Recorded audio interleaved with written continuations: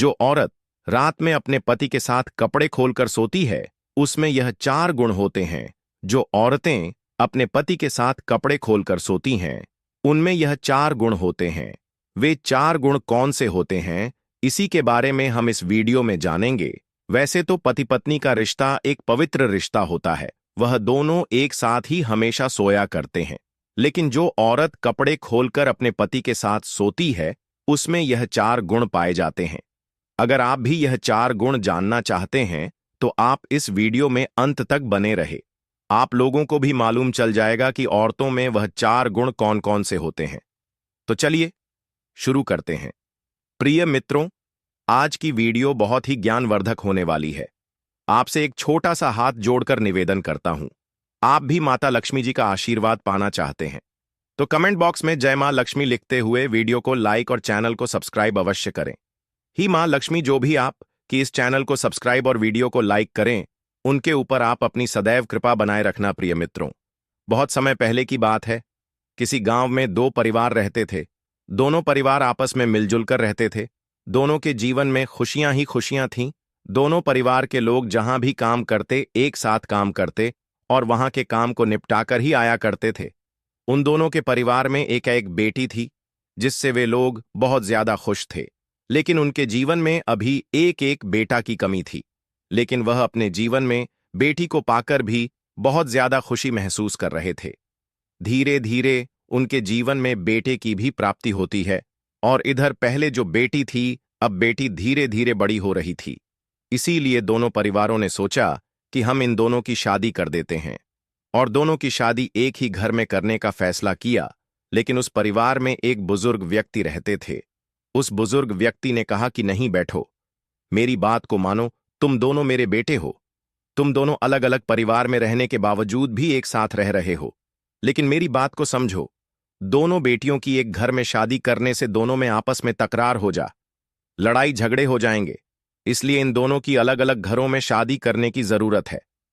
पिता की बात मानकर उन दोनों परिवार के लोगों ने सोचा कि पिताजी जो बात कह रहे हैं सही कह रहे हैं, क्योंकि इन्होंने हम लोगों से ज्यादा दुनिया देखी है और इनसे ज्यादा हम लोग नहीं जानते हैं।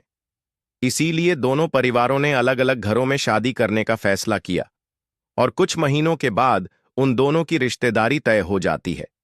दोनों लड़कियां खूबसूरत थीं, लेकिन जो सबसे बड़ी लड़की थी वह थोड़ी सी सांवली थी। उसका रंग थोड़ा सा काला था, लेकिन उसके बावजूद भी उसका रहन सहन और चाल चलन बहुत अच्छा था। जो सबसे छोटी लड़की थी वह गोरी थी, लेकिन उतना ज्यादा काम नहीं किया करती थी। दोनों का स्वभाव बहुत अच्छा था। एक समय आया कि दोनों की शादी एक ही दिन पर हो जाती है और दोनों अपने अपने ससुराल चली जाती है। जो बड़ी बेटी थी वह सांवली थी, जिसे देखकर उसका पति उसकी तरफ देखने से भी मना करने लगा और वह घर में अपने माता पिता से लड़ने लगा और कहने लगा कि मैंने तो आप लोगों से पहले से ही कह रखा था कि पहले उस लड़की से मेरी मुलाकात करा दो, लेकिन आप लोगों ने मेरी और उसकी मुलाकात नहीं कराई, मेरे से मिलवाया तक नहीं, और आप लोगों ने मेरे लिए काली लड़की पसंद की है। मैं उसके साथ जीवन कैसे व्यतीत करूंगा। माता पिता ने उसे समझाया और कहने लगे कि बेटा, यह काली लड़की नहीं है, यह थोड़ी सी सांवली है और हम लोग भी सांवले हैं, तो इसका मतलब यह नहीं है कि हम लोगों का विवाह नहीं हो पाया। हम लोगों का शादी विवाह भी हो गया और तुम्हारा शादी विवाह भी हो गया, लेकिन तुम तो ऐसे ही इससे तकरार कर रहे हो जैसे तुम्हें यह कोई दुश्मन लग रही है। इसके साथ तुम्हें अपना जीवन कैसे भी करके व्यतीत करना पड़ेगा। लेकिन उसने ने मना कर दिया और कहने लगा कि नहीं, मैं उसके साथ अपना जीवन कभी भी व्यतीत नहीं करूंगा। इधर वह लड़की बहुत ही ज्यादा परेशान हो रही थी। उसी गांव में एक बुढ़िया रहा करती थी। उस बुढ़िया ने जब यह बात सुनी तो उसे बहुत दुख हुआ। उसे लगा कि यह किसी के घर की स्त्री है, यह किसी के घर की बेटी है, तो यह हमारी भी बेटी के समान ही हुई। फिर वह बुढ़िया बहू को देखने के बहाने वहां पर जा पहुंची। बहू को जब वह देखने गई तो कहने लगी कि सच में वह तो बहुत ज्यादा सुंदर है।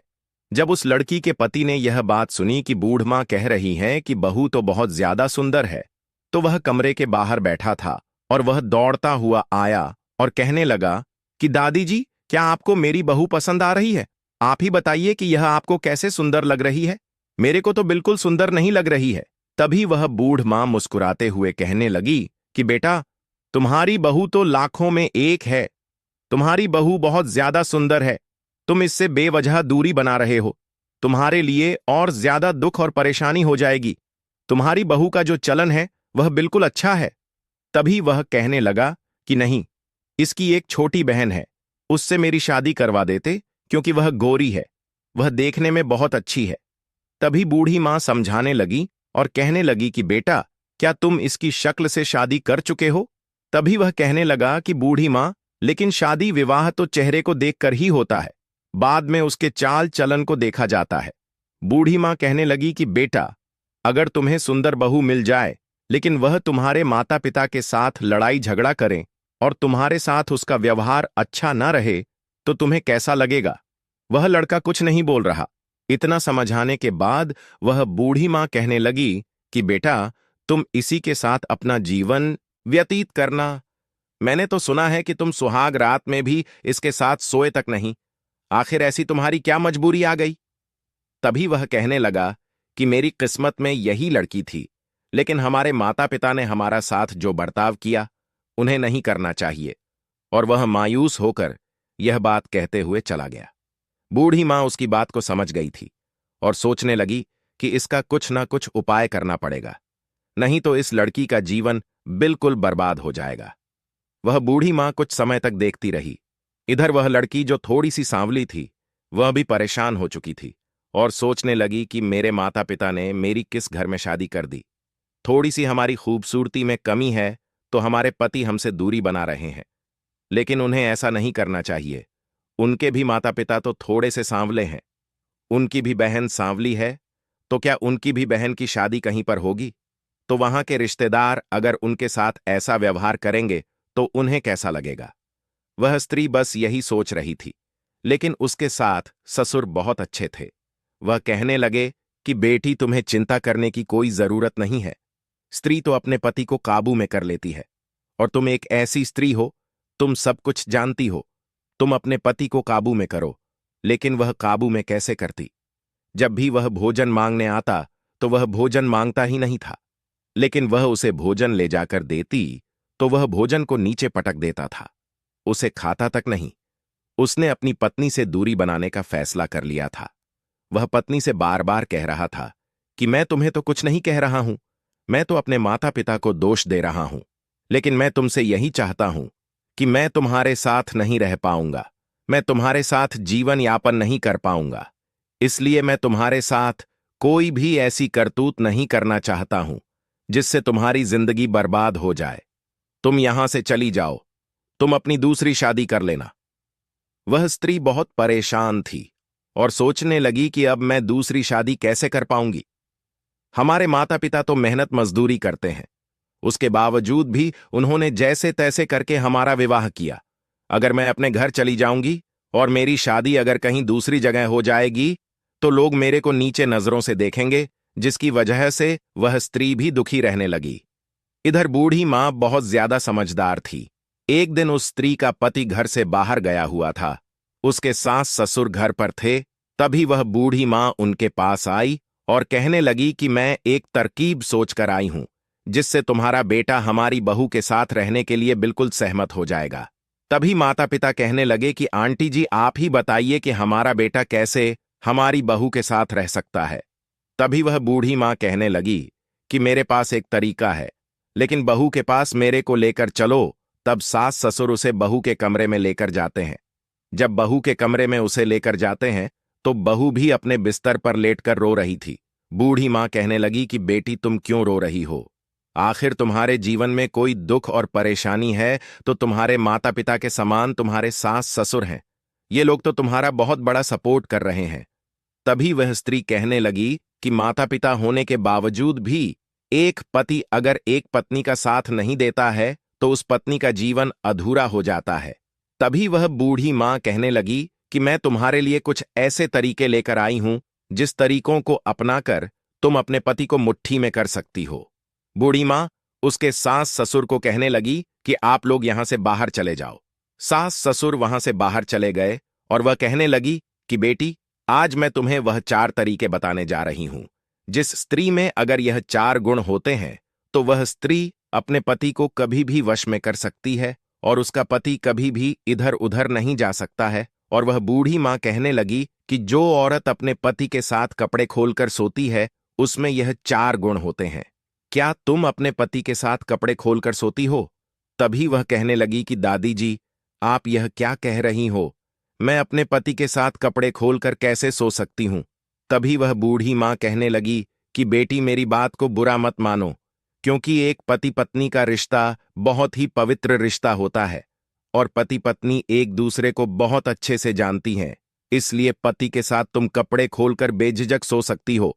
इसका मतलब यह नहीं है कि तुम पूरे कपड़े को उतार कर सो जाओ, लेकिन कुछ कपड़े हटाकर सो सकती हो, जिससे तुम्हारे पति तुम्हारे चेहरे को और तुम्हारे शरीर को देखेगा, जिसकी वजह से वह मोहित होगा और धीरे धीरे तुमसे प्यार करने का उसका मन करने लगेगा।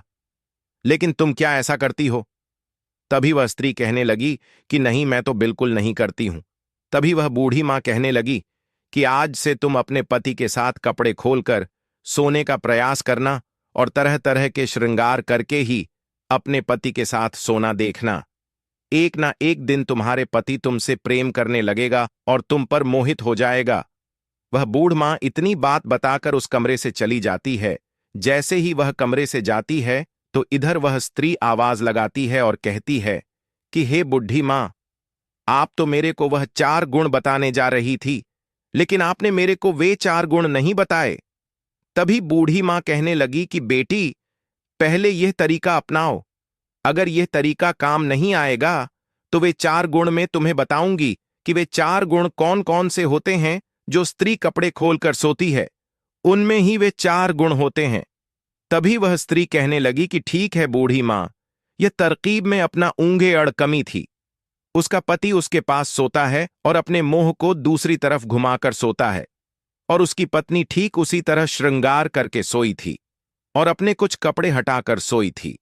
जब रात को पति की नींद खुली तो वह अपनी पत्नी की तरफ देख रहा था। पत्नी की तरफ देखकर वह बहुत ज्यादा अपने आप को अच्छा महसूस कर रहा था।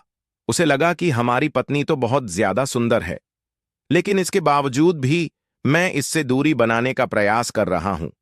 आखिर ऐसा क्यों कर रहा हूं? वह बार बार उसके चेहरे को देख रहा है और उसके शरीर को देख रहा है, जिससे उसे प्रेम होने लगा। तभी पत्नी की नींद खुली। जब पत्नी की नींद खुली तो उसने थोड़ी सी अपनी आंखें खोली तो वह देखती है कि हमारे पति हमारे साथ सोए हैं और हमारी तरफ देख रहे हैं, और वह यह देखकर बहुत ज्यादा अपने आप को खुश महसूस कर रही थी और वह अपनी आंखों को खोलती नहीं है।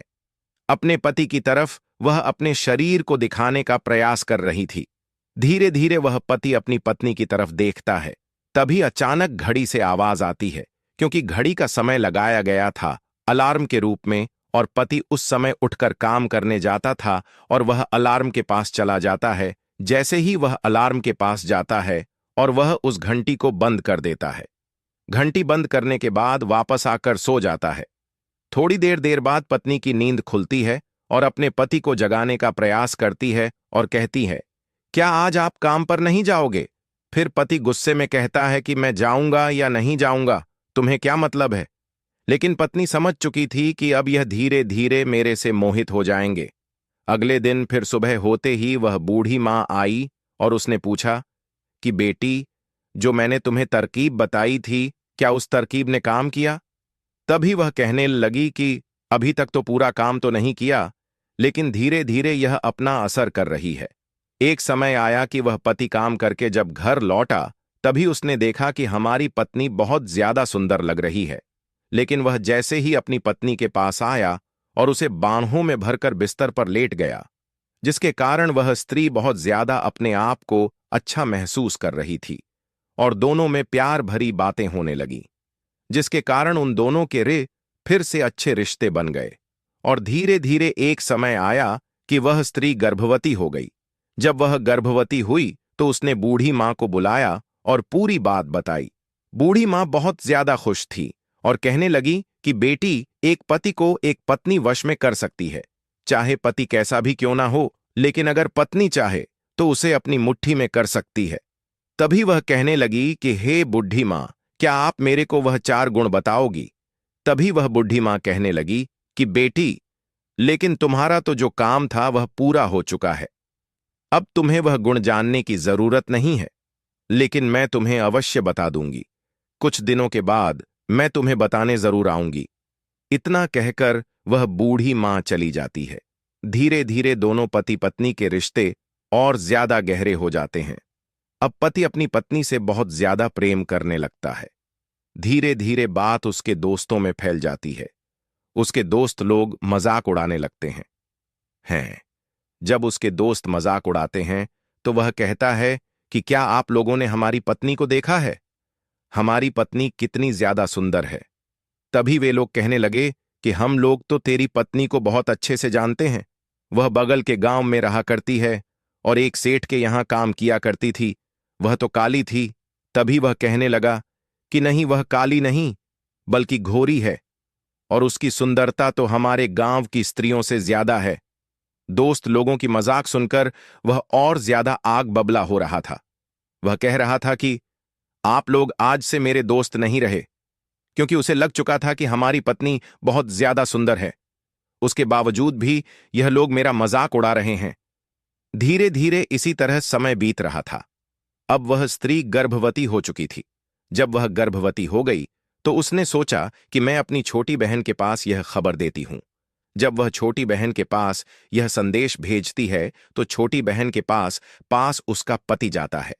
जब उसका पति जाता है तो देखता है कि छोटी बहन बहुत ज्यादा दुबली पतली हो चुकी है, कमजोर हो चुकी है, जिसे देखकर उसे लगता है कि हमारी स्त्री तो गर्भवती हो गई, यह अभी तक गर्भवती क्यों नहीं हुई है? आज भी इसकी सुंदरता उतनी ही है, उसके बावजूद भी यह गर्भवती नहीं बनी है। उसको बहुत ज्यादा दुख हुआ। अपनी साली को इस हालत में देखकर वह अपनी पत्नी के पास आता है और अपनी पत्नी को वह बात बताता है। तब उसकी पत्नी उसे बुलाती है और बुलाने के बाद अपनी बहन से पूछती है कि बहन, तुमने अपनी हालत यह कैसे बिगाड़ ली? तुम्हारी हालत बिल्कुल खराब हो चुकी है। आखिर क्या वजह हो सकती है? तभी वह रोती हुई एक महात्मा के साथ चली आई है राजकुमारी। सुप्रभा ने समझ लिया कि बात बिगड़ रही है। तब राजा से कहे, महाराज, मैं कुल्लटा नहीं हूं। यह झूठ बोल रहा है। कौन है? मैं तो इसे जानती तक नहीं। यह तो मेरा चोर है। मैं सिर्फ इतना ही जानती हूं। फिर राजकुमार आभिराज ने कहा, महाराज, ठीक है, अगर यह मेरी पत्नी नहीं है तो वह सब कुछ जो मैंने रास्ते में छोड़ा था वह मेरी अमानत के रूप में मुझे वापस कर दे। राजकुमार ने अपनी अमानत को लौटाने की बात की तो राजकुमारी सुप्रभा ने इसे स्वीकार कर लिया। तब आभिराज ने कहा, अच्छा, अब तुम अपने हाथों में पानी लो। हमारा न्याय इसी सभा में होगा। पानी लेकर उसने जमीन पर रखा और कहा, वह वस्तु जो तुमने मुझे रास्ते में दी थी मैं वापस कर रहा हूं। सुप्रभा ने भी पानी लिया और कहा, जो वस्तु उसने मुझे रास्ते में दी थी मैं वापस कर रही हूं। जैसे ही उसने अपने हाथों का पानी छोड़ा, राजकुमारी के प्राण छूट गए। यह दृश्य देखकर वहां के लोग हैरान रह गए। राजा यह देख चिंतित होकर आभिराज से कहा, यह क्या हो गया? बताओ मुझे सच्चाई। तब राजकुमार आभिराज ने अपनी कहानी शुरू की। अपने जीवन की सब घटनाओं को खोलकर बताते हुए उसके देश निकाले जाने से लेकर अब तक की सभी घटनाओं को सुनाया। राजा ने सब कुछ सुनकर आभिराज को अपने गले लगा लिया। अपनी बेटी की शादी आभिराज के साथ करा दी। कुत्ता ने कहा, हे प्रभु, मैंने इस कहानी को सुना है, इसलिए मैं भी स्त्रियों से घृणा करता हूं, और मैं यह कह सकता हूं कि इस संसार में स्त्रियां पुरुषों से अधिक पापी और विश्वासघाती होती हैं। इस कहानी ने सबको हैरानी में डाल दिया। माता रुक्मणी ने कहा, हे प्रभु, मुझे लगता है कि कुत्ता सच कह रहा है, लेकिन सभी स्त्रियों में से केवल एक दो ही बिना नैतिक मूल्यों और ईमानदारी की हो सकती है, परंतु पुरुषों में भी कुछ ऐसे हैं जो पापी और विश्वासघाती हो सकते हैं। फिर भगवान श्री कृष्ण ने कुतिया से पूछा, कुतिया, तुम कैसे सिद्ध करोगी? यह सुनकर कुतिया ने कहा, मैं भी एक कहानी सुनाती हूं जिससे स्पष्ट होगा कि स्त्री की तुलना में पुरुष अधिक पापी और विश्वासघाती होते हैं। एक गांव में एक परिवार रहता था जो बहुत ही धनवान था। उस धनवान यानी सेठ का बेटा एक अद्भुत प्रकार का व्यक्ति था। सेठ का बेटा ऐसा ज्वारी था कि सेठ उसके बारे में सोचते सोचते परेशान रहता था। एक दिन उसका बेटा जुआ खेल रहा था। उसी दिन उसके पिता का निधन हो गया। फिर भी उसने जुआ खेलना बंद नहीं किया। बल्कि पिता की मृत्यु के बाद वह खुलकर जुआ खेलने लगा और सब कुछ हार गया। फिर वह अपने गांव से दूर चला गया और एक सेठ के घर पहुंचा। सेठ से बोला, मुझे बहुत तेज प्यास लगी है, क्या मुझे एक गिलास पानी मिलेगा? तो सेठ ने उस युवा से पूछा, तुम कौन हो, क्या करते हो और कहां से आए हो? इसके उत्तर में उस युवा ने कहा, मैं एक व्यापारी हूं और यहां से जा रहा था तो सोचा कि पानी पीकर चला जाऊं। तब सेठ ने पूछा, तुम कौन सा व्यापार करते हो? युवा कहता है, व्यापार करते समय मेरा सामान समुद्र में गिर गया, इसलिए यदि आप मेरी कुछ मदद कर दें तो अच्छा होगा। फिर सेठ ने लड़के की बात सुनी और उसकी बातों के जाल में फंस गया और कहने लगा, बेटा तुम तो ठीक हो और कुछ कमा भी लेते हो, तो क्या मेरी बेटी से विवाह करोगे? अब तो यह सुनकर युवा खुश हो जाता है और विवाह के लिए हां कह देता है, जिसके बाद दोनों का विवाह हो जाता है। कुतिया ने कहा, हे प्रभु, इस प्रकार से वह सेठ अपनी बेटी को बहुत सारे धन के साथ विदा कर देता है। उधर युवा लड़के को तो बस केवल धन के लिए विवाह करना था, तो उसने वह भी कर लिया। अब विवाह के बाद जब युवा सेठ की लड़की को साथ लेकर जा रहा था तो एक जंगल आ गया। वहां पर युवा लड़का अपनी पत्नी से बोला, देखो हम अब भी जंगल में हैं, यहां कोई चोर हमारे गहनों को चुरा सकता है, इसलिए आप अपने सभी गहनों को मुझे दे दें ताकि हम सुरक्षित रख सकें। युवा की पत्नी ने अपने पति पर भरोसा किया और अपने सभी गहनों को उसे सौंप दिया। और वह भरोसा क्यों ना करें, क्योंकि वह उनके पति थे। उसके बाद युवा ने अपनी पत्नी के गहनों को एक पारदर्शी थैली में बांध लिया और फिर वह जंगल में आराम से ठहरे। इस दौरान युवा के मन में लालच तो पहले से ही था, फिर वह और ज्यादा बढ़ गया। उसकी पत्नी के साथ जाने वाली एक दासी जिसे सेठ ने अपनी लड़की के साथ भेजा था, युवा ने उस दासी को मार डाला। फिर उसने अपनी पत्नी को एक कुएं में गिरा दिया और मन में यह विचार किया, मैंने इसके साथ सिर्फ धन के लिए शादी की थी, मुझे धन मिल गया और उसने सोचा कि वह पानी में डूब कर मर जाएगी। इस तरह सोचकर युवा वहां से चला गया, लेकिन उसकी पत्नी नहीं मरी और वह कुएं से बाहर निकलने के लिए आवाज देती रही। कुएं के पास से एक आदमी गुजर रहा था और जब उसने किसी महिला की आवाज सुनी तो उसने उस महिला को कुएं से बाहर निकाल लिया। फिर कुएं से बाहर निकालने के बाद महिला ने अपनी सारी जानकारी उस व्यक्ति को दी और उस व्यक्ति ने महिला को उसके पिता के घर पहुंचा दिया। अब जब महिला पिता के घर पहुंची तो उसके पिता ने चिंतित होकर पूछा, तुम्हारे साथ क्या हुआ? महिला ने कहा, पिताजी, जंगल में कुछ चोरों ने हम पर हमला किया था, दासी को मार दिया, मुझे कुएं में धकेल दिया और मेरे पति के बारे में मुझे कुछ नहीं पता। बेटी की बातें सुनकर सेठ जी ने सांत्वना देते हुए कहा, कोई बात नहीं, भगवान सब ठीक करेंगे। लेकिन कुतिया ने दुख भरे स्वर में बोला, हे प्रभु, इस दुनिया में पुरुष ही विश्वासघाती और पापी हो सकते हैं। अब आपके हाथ में न्याय का फैसला है। मैंने भी आपको एक कहानी सुनाई है और कुत्ते ने भी अपनी कहानी सुनाई है, अब आप ही न्याय करें। उसने भी अपनी पत्नी को मारा और सारा सामान लेकर चला गया। भगवान श्री कृष्ण ने दोनों की कहानी सुनकर कहा, ठीक है कुत्ता और कुतिया, मैंने तुम्हारी कहानी को ध्यान से सुना है, अब मैं तुम्हारा न्याय है। क्योंकि आज के समय में बच्चों का पालन पोषण, सास ससुर का भी काम करना, घर का भी काम करना, उसके बावजूद इंसान थक जाता है, उनका मानसिक संतुलन भी बढ़ जाता है, जिसके कारण जो स्त्रियां अगर अपने पति के साथ ऐसी करतूत करती हैं और वह कपड़े हटाकर सोती है, तो उनका मानसिक संतुलन कभी भी नहीं बिगड़ता है, क्योंकि दोनों पति पत्नी एक साथ अपने संबंध में रहते हैं। उनका मानसिक संतुलन हमेशा बरकरार रहता है और वे अपने जीवन में बहुत ज्यादा खुश रहते हैं। यह 4 गुण बताने के बाद वह बूढ़ी मां कहने लगी कि बेटी, यह 4 गुण तुम्हारी बड़ी बहन में आ चुके हैं, जिसके के कारण तुम्हारी बड़ी बहन अपने पति को मुट्ठी में कर चुकी है, लेकिन उसका पति पहले चरित्र ही नहीं था। क्या तुम यह 4 गुण अपनाना चाहती हो?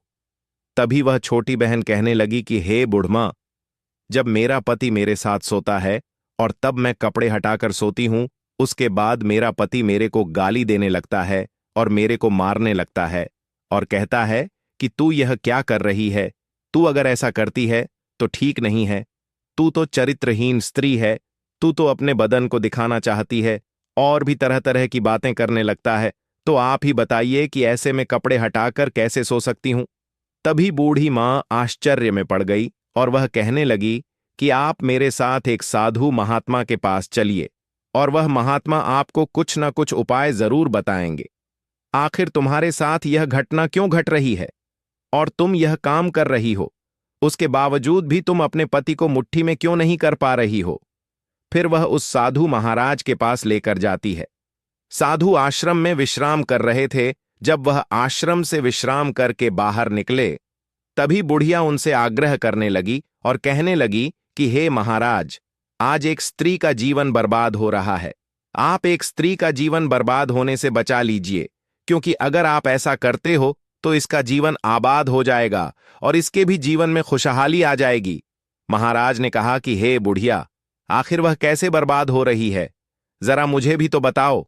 तभी वह कहने लगी कि यह दोनों सगी बहन हैं, बड़ी बहन है और यह छोटी बहन है। इन दोनों की शादी हो गई है। इस बड़ी बहन का पति इसके साथ ना बैठता था ना सोता था, इससे कुछ बात भी नहीं करता था। लेकिन मैंने कुछ तरकीब को अपनाया जिसके कारण अब इसका पति इससे प्रेम करता है। लेकिन वही तरकीब मैं इस छोटी वाली बहन के साथ भी अपनाने का प्रयास कर रही हूं, लेकिन इसके साथ वह तरकीब काम नहीं कर रही है। तभी साधु महाराज कहने लगे कि हे बुढ़िया, वह कौन सी तरकीब अपना रही हो। तब वह बूढ़ी मां महा को सब बात बता देती है। तब महाराज कहते हैं कि हे बुढ़िया, बात तो ठीक है, पति को सुधारने में पत्नी का बहुत बड़ा हाथ होता है। अगर बिगड़ा हुआ पति है, चाहे वह कितना भी बिगड़ा क्यों ना हो, उसे संभाला जा सकता है और उसे संभालने में सबसे आगे पत्नी होती है। पत्नी से वह संभल जाता है, उसे वह मुट्ठी में कर लेती है। लेकिन अगर वह मुट्ठी में नहीं कर पाती है तो हो सकता है कि स्त्री में कमी नहीं है, उसके पति में कमी है। साधु महाराज आगे कहते हैं कि अगर इसका पति चरित्रहीन नहीं होता तो वह अपनी पत्नी को देखकर मोहित हो जाता और मोहित होने के साथ साथ इसी के साथ संबंध रखता। जब इसके साथ संबंध रखता तो उसका मानसिक संतुलन ठीक हो जाता और वह कभी भी अपनी पत्नी को गाली नहीं देता और उसे ताना नहीं मारता। आज उसे भी संतान की प्राप्ति होती। वह धीरे धीरे गैर स्त्रियों के साथ संबंध रखना छोड़ देता। लेकिन अगर वह ऐसा नहीं कर रहा है तो मैं समझ रहा हूं कि वह बचपन से ही ऐसा है और वह अपनी पत्नी से नफरत इसलिए नहीं करता है क्योंकि मेरी पत्नी खराब है, ये पसंद नहीं है। उसे भी मालूम है कि मेरी पत्नी बहुत ज्यादा सुंदर है, लेकिन वह एक स्त्री के चक्कर में पड़कर अपनी पत्नी को भूल चुका है और वह समझ रहा है कि जब तक मैं चरित्रहीन स्त्री के साथ अपना जीवन व्यतीत कर रहा हूं, मेरी जिंदगी में कोई दुख और तकलीफ नहीं आएगी। लेकिन अगर वह अपनी पत्नी के संबंध में होता तो हो सकता है वह चरित्रहीन स्त्री से ज्यादा सुखमय होता और उसका जीवन और ज्यादा अच्छा होता। और वह साधु स्त्री को दिलासा देते हुए कहने लगे कि बेटी, इसमें मैं कुछ भी नहीं कर सकता हूं, लेकिन मैं तुम्हें कुछ बातें बताने जा रहा हूं, इन बातों को अपनाना। और वह कहने लगे कि बेटी, आप अपने पति से प्रेम से बात करती हो, उसे भोजन देती हो, उसके बावजूद भी तुम्हारे पति हमेशा तुमसे झगड़ने के लिए तैयार होता है। उसकी बातों को बर्दाश्त करना। अगर बात को बर्दाश्त नहीं कर पाती हो और तुम पहर में चली जाती हो तो पहर में जाने के बाद एक बेटी का जीवन सुखमय नहीं होता है। लेकिन तुम्हारे जीवन में संतान की भी कमी है। अगर संतान होती तो तुम अपनी संतान को पालकर अपना जीवन अच्छे से व्यतीत कर लेती। साधु महाराज कहते हैं, बेटी, तुम भगवान पर भरोसा करना, क्योंकि भगवान के घर में देर होती है, अंधेर नहीं। भगवान एक ना एक दिन तुम्हारे पति को तुम्हारे पास अवश्य भेज देंगे। जो स्त्री तुम्हारे पति के साथ संबंध रख रही है उसका भला कभी नहीं हो पाएगा, क्योंकि तुम दिल से अच्छी स्त्री हो और तुम दिल से रो चुकी हो। मैं तुम्हारे बारे में सब कुछ जान चुका हूं। तुम्हारे अंदर कोई कमी नहीं है। लेकिन स्त्री चाहे तो अपने पति को मुट्ठी में कर सकती है, यह बात सत्य है। लेकिन सारी स्त्रियां अगर ऐसा करें तो उनका पति मुट्ठी में हो जाता है, यह बात सत्य है, और उनके पति मोहित भी हो जाते हैं। लेकिन इस संसार में ऐसे चरित्रहीन पुरुष हैं, उनकी पत्नी चाहे उन्हें कितना भी मुट्ठी में करने का प्रयास क्यों ना करें, लेकिन उनकी लत लग जाती है और वह गैर स्त्रियों के साथ संबंध रखते हैं और अपनी पत्नी को आते ही गाली ग्लौज करते हैं, मारते हैं, माता पिता से लड़ते हैं और वे तरह तरह के ताने मारते हैं और उनका जीवन ऐसा बर्बाद होता है कि उन्हें कोई नहीं बचा सकता। इसलिए बेटी, अब तो तुम्हारे पति का चरित्र बिल्कुल बिगड़ चुका है, लेकिन तुम अपने पति के साथ संबंध रखने का प्रयास करना।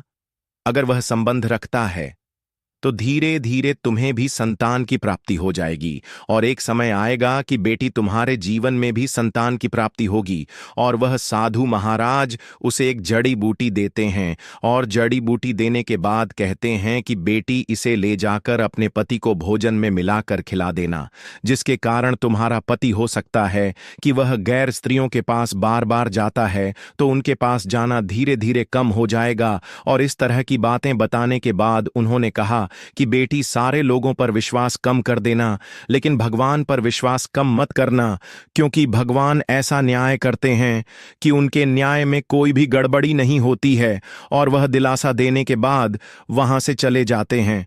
बड़ी बहन बहुत ज्यादा दुखी थी, क्योंकि अपनी बहन को वह दुखी देखना नहीं चाहती थी।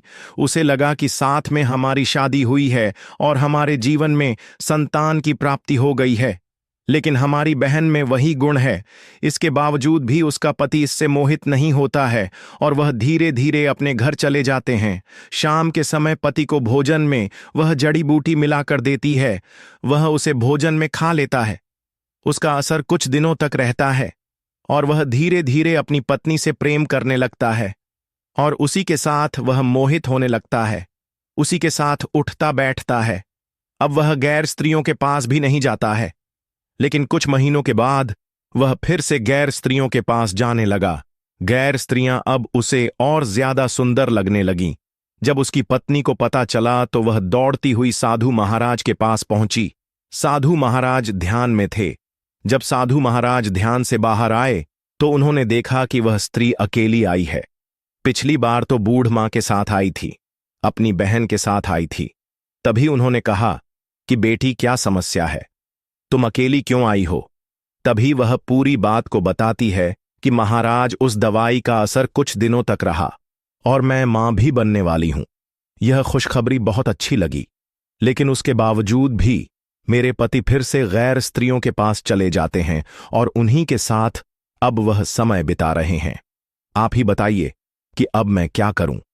तभी साधु महाराज कहने लगे कि बेटी, मैं तुमसे पहले भी कह चुका हूं कि बहुत सारे पुरुष ऐसे होते हैं जो इस संसार में अपनी पत्नी के साथ ही अपना जीवन व्यतीत करना चाहते हैं, लेकिन कुछ पुरुष ऐसे होते हैं जो सभी पुरुषों को बदनाम करने पर लगे हुए हैं और वे गैर स्त्रियों के साथ संबंध रखते हैं, लेकिन उनकी पत्नी कितनी भी सुंदर क्यों ना हो, लेकिन जब तक वह गैर स्त्रियों के साथ संबंध नहीं रखेंगे तब तक जीवन तीत नहीं करेंगे, उन्हें चैन नहीं आएगा।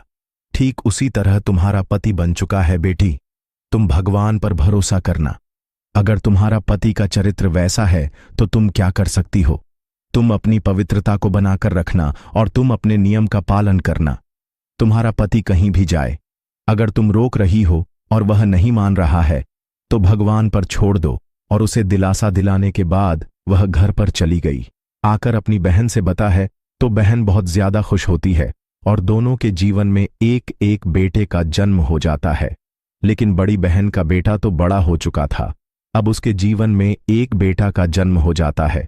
जब बेटा का जन्म होता है तो वे दोनों बहनें बहुत खुश होती हैं। उनकी खुशियों का ठिकाना नहीं होता है। सास ससुर भी बहुत ज्यादा खुश थे, लेकिन वह छोटी बहू के सास ससुर तो अभी भी अपने बेटे की तरफ थे। उसके बावजूद भी वह अपनी बहू से ज्यादा प्यार नहीं करते थे। लेकिन एक एक पोता हो जाने के बाद वह फिर से अपने पोते से प्रेम करने लगे। धीरे धीरे कुछ समय बीता। वह स्त्री फिर से गर्भवती हो गई। जब वह दूसरी बार गर्भवती हुई तो बड़ी बहन को बहुत ज्यादा खुशी थी, क्योंकि बड़ी बहन इस बार तो गर्भवती नहीं थी, लेकिन उसकी छोटी बहन गर्भवती हो चुकी थी। उसका जो पति था वह गैर स्त्रियों के साथ संबंध रखता, लेकिन अपनी पत्नी के साथ भी संबंध रखता। 4 गुण भी उसके अंदर आ चुके थे। अब वह धीरे धीरे प्रयास करती थी कि मैं अपने पति को मुट्ठी में कर लूं, लेकिन वह मुट्ठी में नहीं कर पाई। उसका पति तो गैर स्त्रियों के साथ संबंध रखता, लेकिन वह 3 गुण उसमें आ चुके थे। लेकिन वह कहने लगी कि एक गुण मेरे में नहीं आया है, ठीक उसी प्रकार अगर कोई भी स्त्री अगर यह चाहे कि मैं अपने पति को वश में कर लूं तो वह कर सकती है, लेकिन कुछ ऐसे पति होते हैं जिन्हें वश में करना बहुत ज्यादा मुश्किल होता है और उन्हें वश में नहीं किया जा सकता। इसलिए आप उन्हें कितना भी वश में करने का प्रयास कर लो, लेकिन उनकी जो लत होती है वह कभी खत्म नहीं होती है। इसलिए पहले आप उन्हें प्रेम से समझाइए, और अगर वह नहीं मानते हैं तो आप भगवान पर भरोसा कीजिए। भगवान एक ना एक दिन न्याय जरूर करते हैं। वीडियो अगर पसंद आया हो तो वीडियो को लाइक करें और हमारे चैनल शिव भक्त को सब्सक्राइब करें और अपने दोस्तों के साथ शेयर करें और कमेंट बॉक्स में जय माता दी अवश्य लिखें।